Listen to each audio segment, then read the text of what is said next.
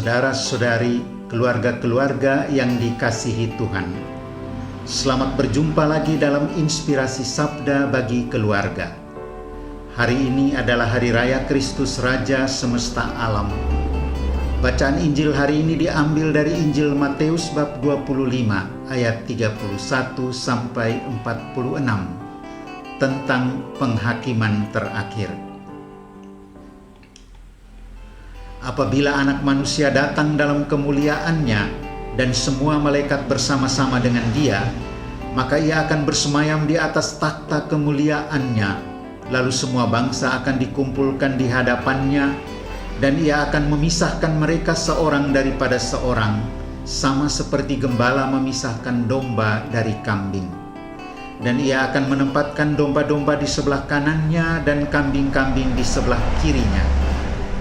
Dan Raja itu akan berkata kepada mereka yang ada di sebelah kanannya, "Mari, hai kamu yang diberkati oleh Bapakku, terimalah kerajaan yang telah disediakan bagimu sejak dunia dijadikan. Sebab ketika aku lapar kamu memberi aku makan, ketika aku haus kamu memberi aku minum, ketika aku seorang asing kamu memberi aku tumpangan, ketika aku telanjang kamu memberi aku pakaian, ketika aku sakit kamu melawat aku, ketika aku di dalam penjara kamu mengunjungi aku."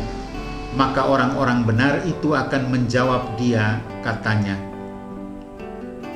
"Tuhan, bila manakah kami melihat Engkau lapar dan kami memberi Engkau makan, atau haus dan kami memberi Engkau minum? Bila manakah kami melihat Engkau sebagai orang asing dan kami memberi Engkau tumpangan, atau telanjang dan kami memberi Engkau pakaian? Bila manakah kami melihat Engkau sakit atau dalam penjara dan kami mengunjungi Engkau?" Dan Raja itu akan menjawab mereka, "Aku berkata kepadamu, sesungguhnya segala sesuatu yang kamu lakukan untuk salah seorang dari saudaraku yang paling hina ini, kamu telah melakukannya untuk aku." Dan Ia akan berkata juga kepada mereka yang di sebelah kirinya, "Enyahlah daripadaku, hai kamu orang-orang terkutuk, enyahlah ke dalam api yang kekal yang telah sedia untuk iblis dan malaikat-malaikatnya. Sebab ketika aku lapar kamu tidak memberi aku makan, ketika aku haus kamu tidak memberi aku minum, ketika aku seorang asing kamu tidak memberi aku tumpangan, ketika aku telanjang kamu tidak memberi aku pakaian, ketika aku sakit dan dalam penjara kamu tidak melawat aku." Lalu mereka pun akan menjawab Dia, katanya, "Tuhan, bila manakah kami melihat Engkau lapar atau haus atau sebagai orang asing atau telanjang atau sakit atau dalam penjara dan kami tidak melayani Engkau?" Maka Ia akan menjawab mereka, "Aku berkata kepadamu, sesungguhnya segala sesuatu yang tidak kamu lakukan untuk salah seorang dari yang paling hina ini, kamu tidak melakukannya juga untuk aku." Dan mereka ini akan masuk ke tempat siksaan yang kekal, tetapi orang benar ke dalam hidup yang kekal. Demikianlah Injil Tuhan. Terpujilah Kristus. Saudara-saudari, keluarga-keluarga yang dikasihi Tuhan, bacaan Injil hari ini sudah sangat sering kita dengar. Pesannya juga cukup jelas. Pertanyaan yang harus dijawab dalam renungan kita ini adalah, apakah saya cukup peka melihat wajah Yesus dalam diri orang-orang yang membutuhkan pertolongan saya? Perkenankan saya mengawali renungan ini dengan menceritakan kisah kehidupan yang nyata. Di salah satu kota ada kebiasaan saat kita sedang makan di restoran, biasanya ada dua orang yang menghampiri kita. Yang satunya buta, tidak bisa melihat, sedangkan yang satunya lagi bisa melihat, sehingga dialah yang menuntun si buta itu. Biasanya mereka mendekati orang-orang yang sedang makan di restoran itu untuk menawarkan kacang goreng yang mereka jual, Rp2.000 per bungkus. Memang, sejujurnya patut kita akui bahwa kedatangan para penjual kacang seperti itu terasa sangat mengganggu kenyamanan kita. karena obrolan kita terganggu. Kegiatan makan juga terganggu. Harus ambil dompet, buka dompet, dan membeli sesuatu yang tidak kita butuhkan. Nah, ada kejadian pada suatu waktu, ada 4 orang makan di restoran itu. 2 orang pastor, seorang prodiakon, dan seorangnya lagi sopir pastor. Saat mereka sedang makan di restoran tersebut, seperti biasanya, datanglah 2 pria dewasa, yang satunya buta dan yang satunya menuntun, sambil menawarkan kacang goreng yang mereka jual. Karena tidak mau diganggu, salah seorang pastor dengan spontan memberi isyarat menolak dengan sopan, sambil berkata kepada penjual kacang tersebut, "Terima kasih, Pak." Ucapan terima kasih itu adalah isyarat penolakan secara halus.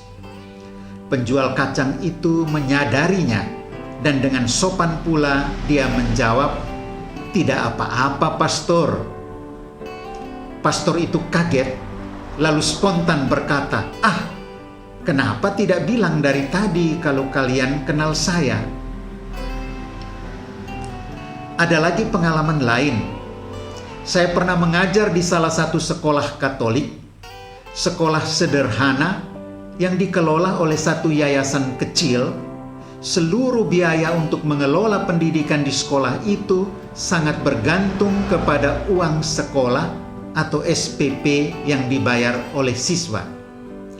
Para siswa di sekolah ini kebanyakan berasal dari keluarga miskin di desa yang dititipkan pada keluarga-keluarga yang tinggal di kota untuk menjadi pengampu mereka di kota agar mereka bisa sekolah. Dan untuk itu, anak-anak itu harus melakukan segala pekerjaan di rumah pengampunya.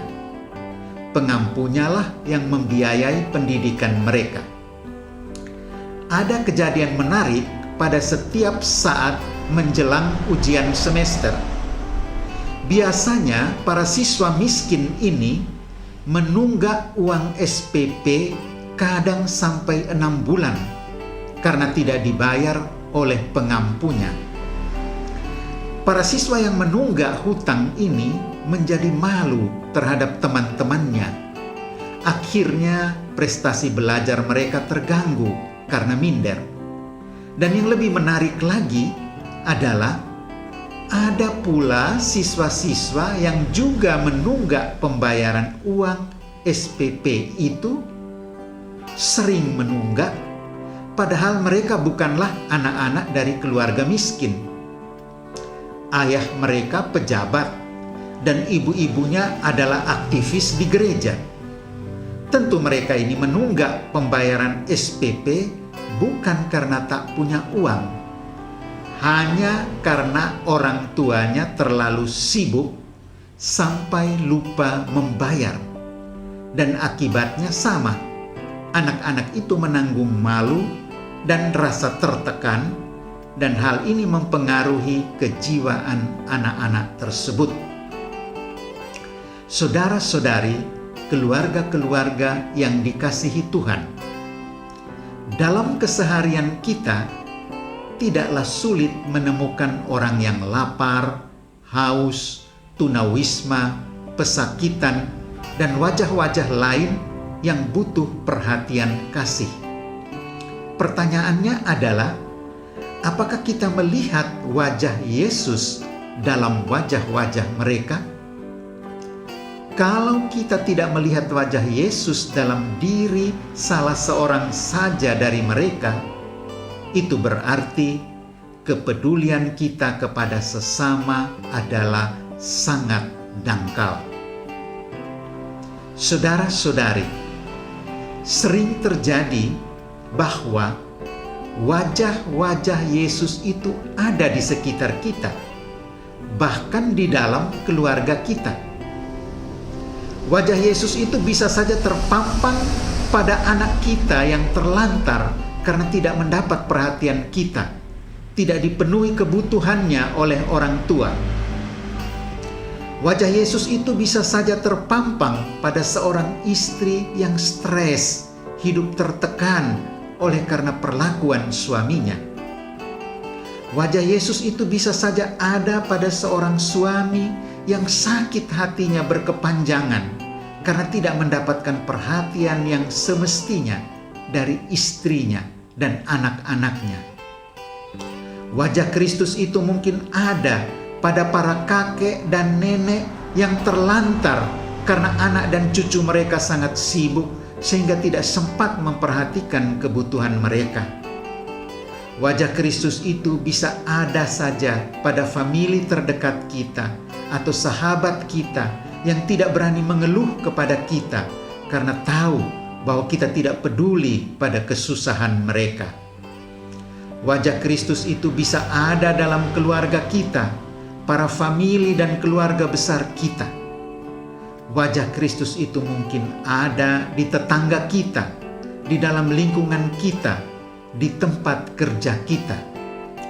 Namun pertanyaannya adalah, apakah saya peka melihat wajah Yesus pada orang-orang yang membutuhkan kepedulian dan pertolongan saya? Marilah pada awal masa Advent ini, menyongsong Natal, kita membangun sikap tobat sejati dengan mengasah kepekaan kita agar mampu melihat wajah Yesus pada setiap orang yang membutuhkan perhatian dan pertolongan kita. Mulailah dalam keluarga kecil kita, lalu juga dalam keluarga besar kita, tetangga di sekitar kita, para sahabat kita, orang-orang di tempat kerja kita, dan dimanapun. Yesus berkata, "Sesungguhnya segala sesuatu yang kamu lakukan untuk salah seorang dari saudaraku yang paling hina ini, kamu telah melakukannya untuk aku."